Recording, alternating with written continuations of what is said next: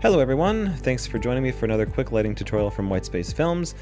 My name is Tim, and this is going to be really quick because it's not too complicated, but I feel like it addresses a situation that a lot of people, especially people in the kind of commercial world, going and doing quick interviews with CEOs and other important people where they don't have a lot of time or maybe even have room to set up equipment, they would face this kind of thing a lot. Basically what we're thinking of is somebody sitting in their office and you have to jump in there, do an interview, maybe a direct address with them, and then leave, and you don't have a whole lot of time to do the whole thing. So what I have here is myself sitting in an office trying to look pretty smart, so I got some books behind me. And this is a shot with all of the lighting turned off except for the light coming in from the window. And as we go through, we have two lights in use other than the window. We have a hair light, which I'll get into in a little bit. It's a little battery-powered LED. And then we have our big key light, which I was kind of trying to simulate a window from the other side.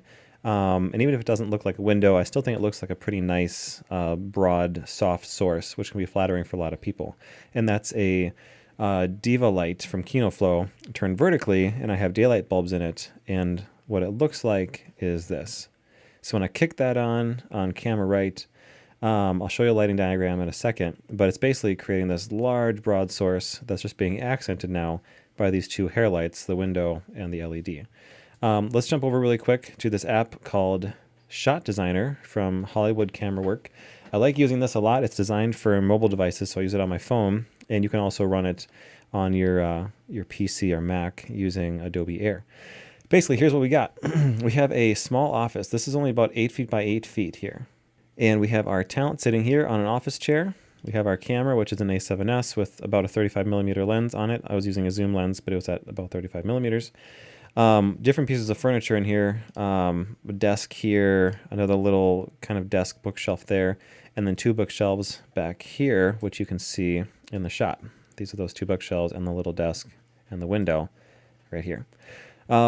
This is our lighting. It's not too terribly difficult. We have a Diva light right here. Like I said, it's oriented vertically, not horizontally, and it's shining into a 4 foot by 4 foot white bounce card, which is actually just insulation that I use. I got it from the not department store. No, they don't sell that at department stores. I got that at a hardware store, and I can show you here a couple images of the setup that I actually use. This is a panorama. You can see right over here is the little LED, and over here is the Kino Flo bouncing into this insulation. You can get a nice, cleaner looking bounce card, like a professional thing if you want. Here at work, this works just great, and actually I have some other ones that are just styrofoam that work really well to take on location if you want something that just looks a little bit nicer in person. What's nice about these though is they're really thin, and they have this white side which is kind of soft if you bounce a light into it, but the other side is a reflective silver. So if you wanted something that's a little bit punchier, you could flip it around and use that. And these come apart, kind of, they unfold into panels that are really wide if you want them to be, or you can fold them up into the width of just half of this. But when it's in this configuration, it's about 4 feet by 4 feet. So that worked pretty well. And then the talent sits here looking into the camera right here. And if we jump ahead to a different image, this is from the point of view of the talent. There's the camera, here's a bounce card. I have the barn door mostly shot on the Kino Flo so it doesn't hit him directly, and it's bouncing off of here. And so as he's sitting here, he's looking right at the camera, and actually in person, this light does not appear so bright that it's like blinding. It's actually pretty comfortable to sit in front of it and talk to the camera or talk to an interviewer if you had that kind of setup. And then I had this little field monitor so I could check the shot as I was setting it up. And then jump ahead one more image, we have our little LED light, normally just battery powered, but it has a DC input, and I have that running off of another battery. Gives it a little bit extra power and a longer runtime. And then this is a gaffer clamp with a multi-threaded spud mount here. On the other end of this, inside there is a 3/8 inch, and this is a 1/4 inch, which can go to this little ball head, which is holding the LED light.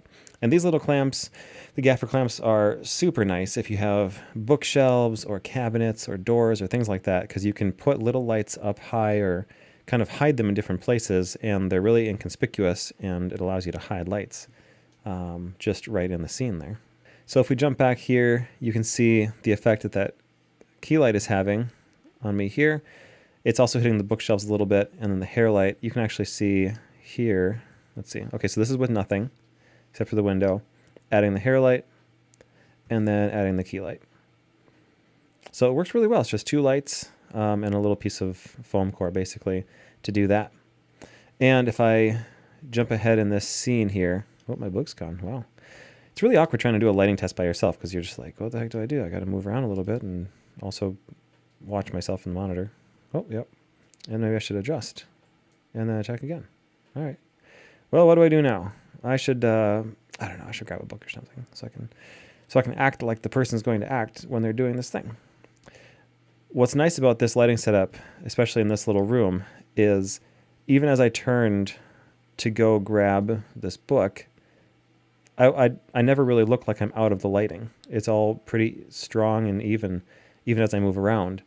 I think that's really great. There's sometimes I can get myself into a lighting setup where it's very specifically lit, and it's very limiting for someone to sit in front of it and try to be natural when they have to stay in such a specific spot.